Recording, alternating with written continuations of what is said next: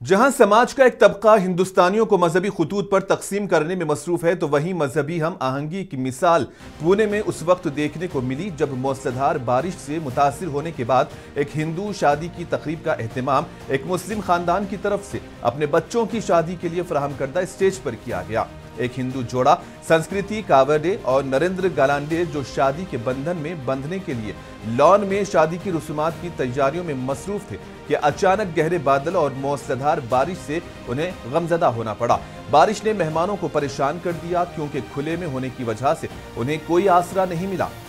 तो वहीं करीब में फंक्शन हॉल में एक मुस्लिम जोड़े मोहसिन और माहिन की वलीमा तकरीब चल रही थी। हिंदू जोड़े के एक रिश्तेदार ने जब वलीमा हाल में हिंदुओं की शादी के लिए इजाज़त मांगी तो मुस्लिम खानदान ने बिला किसी झिझक के उन्हें अपना स्टेज शेयर करने का मौका दिया, जहां उसके बाद दोनों शादियां एक ही हाल में लगातार अंजाम पाई और दोनों ने एक साथ खाना भी खाया। मुख्तलिफ कम्युनिटीज की नुमाइंदगी करने वाले दो नए शादीशुदा जोड़ों को एक स्टेज पर इकट्ठे होते देख मेहमान भी बहुत जज्बाती हुए। कहा कि ये शादी उन लोगों के मुंह पर तमाचा है जो माशरे को मजहबी बुनियादों पर तकसीम करने की कोशिश करते हैं।